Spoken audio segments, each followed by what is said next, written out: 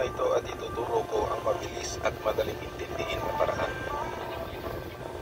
Ito ang mga gagamitin natin: 1 kilong gulay, saging at hasang. Ang 1 kilo ng gulay ay hahaluan natin ng kalahating kilo ng molasses. Ang saging naman at ang hasang ng isda ay hahaluan natin ng 1 kilo ng molasses din.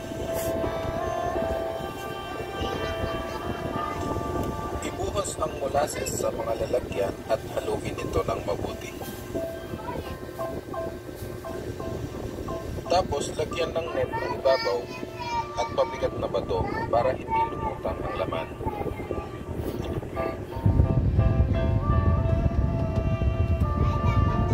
Tapos ay takpan ng papel ang lalagyan at talian nito ng goma.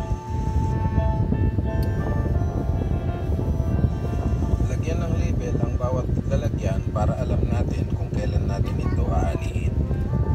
I-ferment ng 1 week ang FPJ at